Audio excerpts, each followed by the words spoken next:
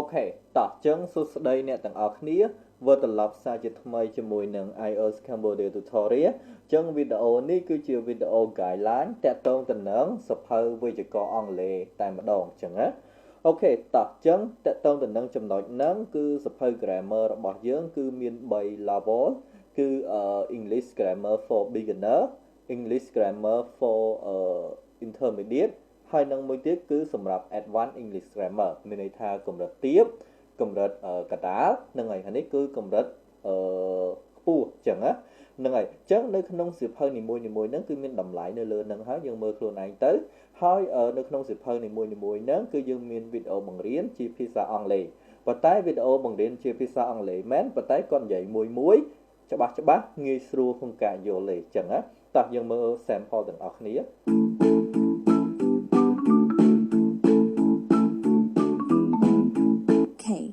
So, a noun is a word used to identify people, places, or things.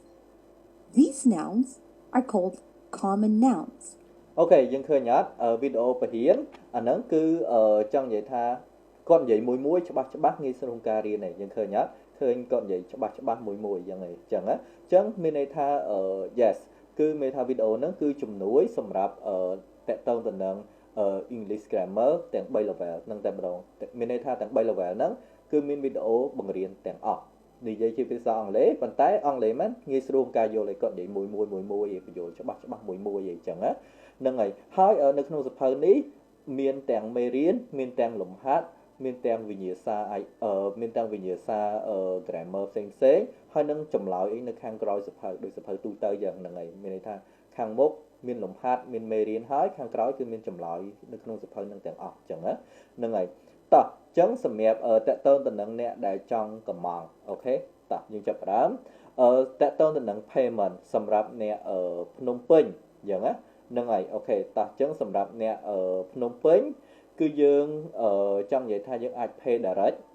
ហ្នឹងមានន័យថានៅពេលដែលខាងយើងដឹកសៀវភៅទៅឲ្យគឺយើង pay នៅកន្លែងហ្នឹងហ្មងអញ្ចឹងណាហ្នឹងហើយបន្ទាប់មកគឺសម្រាប់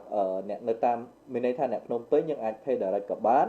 pay តាម ABA ACDA Win True Money E-money ជាដើមមកក៏បានដែរអញ្ចឹងមានន័យថាសម្រាប់អ្នកតាមខេត្តអាហ្នឹងគឺយើង pay តាម ABA ACDA Win True Money អីជាដើមហ្នឹងអញ្ចឹងណាហើយតកតងទៅនឹងអ្នកភ្នំពេញក៏ដោយអ្នកនៅតាមខេត្តក៏ដោយគឺខាងយើង free delivery មានន័យថាដឹកជញ្ជូនដែលអត់គិតថ្លៃអញ្ចឹងណាហ្នឹងហើយសម្រាប់អ្នកភ្នំពេញគឺយើងមានលក្ខណៈពិសេសមួយគឺ pay direct ហ្នឹងមានន័យថាយើងដឹកសភៅទៅដល់គឺយើង pay នៅក្នុងហ្មងតែឬក៏យើងអាចចង់ pay មុនក៏បានដែរសម្រាប់អ្នកតាមខេត្តគឺយើង pay តាម e-payment ផ្សេងជាដើមអញ្ចឹងណាតោះយើងចាប់ផ្ដើមមើល content របស់វាទាំងអស់អូខេអានេះគឺ level beginner តើមានមេត្តាយ៉ាងដូចម្ដេចខ្លះតោះយើងចាប់ផ្ដើមមាន common noun មានអីជាដើមហ្នឹងតោះយើងមើលខ្លួនឯងទៅអូខេចឹងមាន gerund មាន verb អីចឹងទៅអូខេហើយអានេះមាន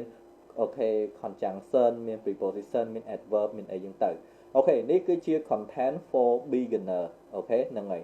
បន្ទាប់មកយើងមើល content សម្រាប់ intermediate វិញអូខេហ្នឹងហើយសម្រាប់អ្នកគ្នាចង់